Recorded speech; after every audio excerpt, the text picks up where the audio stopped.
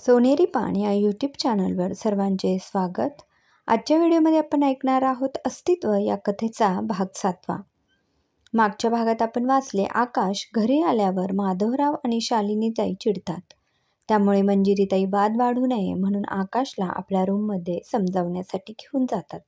आता पुढे बराच वेळ झाला तरी आकाशचे आणि आत्याचे बोलणे चालू होते.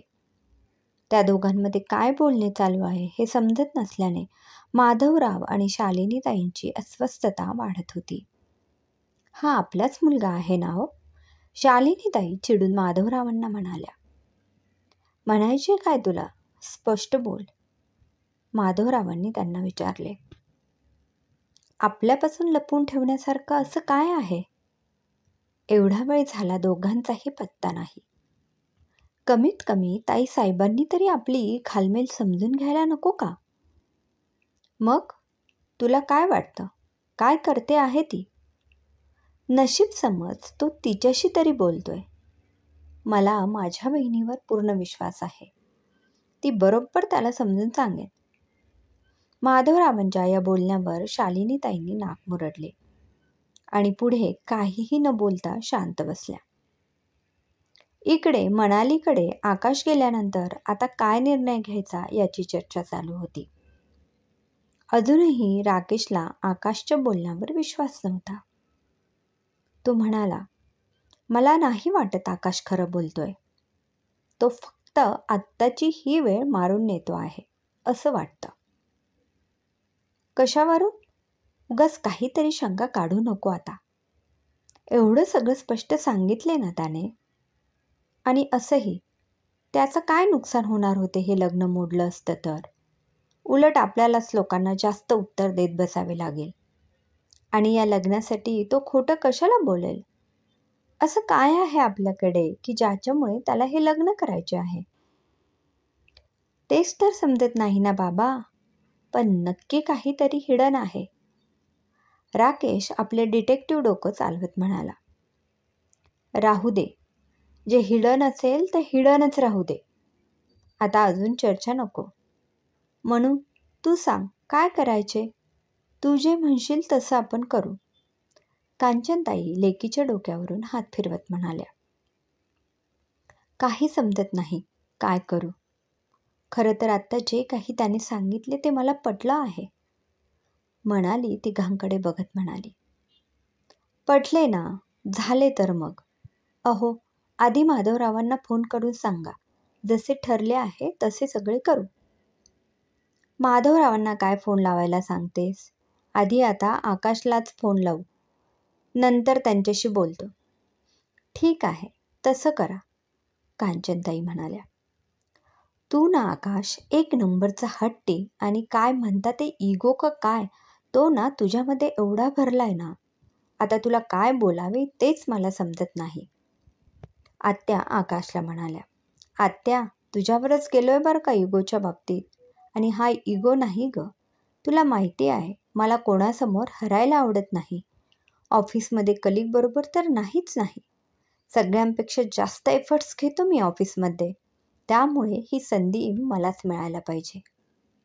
अरे ते सगळं ठीक आहे, पण यासाठी तू तुझं उभं आयुष्य या मुलीबरोबर घालणार का? आत्या, एवढी पण ती मुलगी काही वाईट नाही आहे. दिसायलाही छानच आहे. उलट त्या दिवशी तर तिच्याशी बोलण्यासाठी माझ्या ऑफिसमधले सहकारी स्पर्धा करत होते. ते पण आहेच म्हणा, दिसायला चांगली आहे, पण ते गाणं तेवढं अडचणीचं. दुसरं नेऊ आपण निभावून. आत्या, तू ते गाण्याचं सोड आणि आईबाबांना कसं समजवायचे त्याचा विचार कर.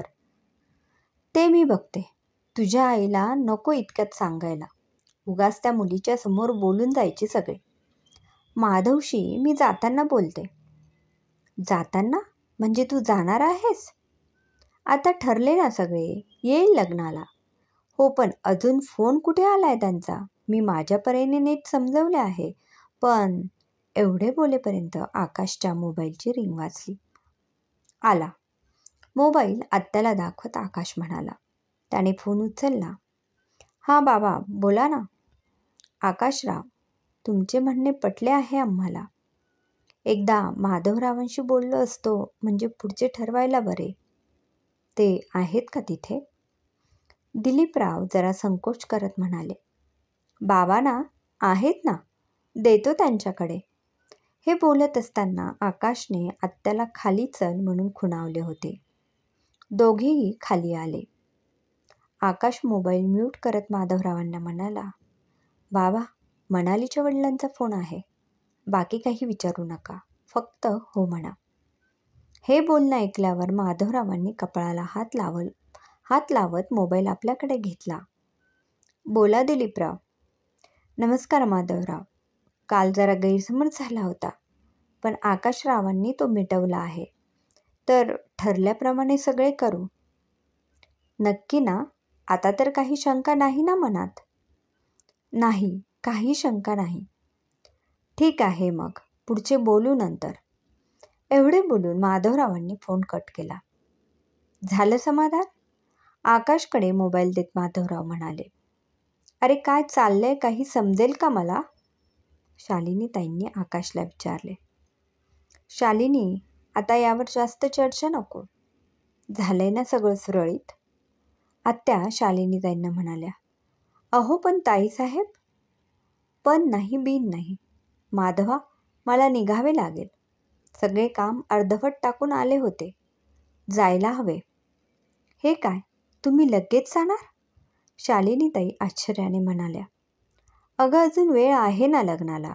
तोपर्यंत माझे सगळे काम आवरून राहायलाच येते 2-3 महिने. काय आकाश, चालेल ना तुला आणि तुझ्या बायकोला?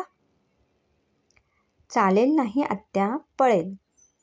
आकाश हसत म्हणाला. माधव, तू चल माझ्याबरोबर. उद्या ये परत. हो ठीक आहे, 1 तासाभरात निघूयात. क्रमशः. आकाशने आत्याला तर खरं कारण सांगितले, पण मंजिरीताई सांगतील का आपल्या भावाला? वाचू पुढील भागात.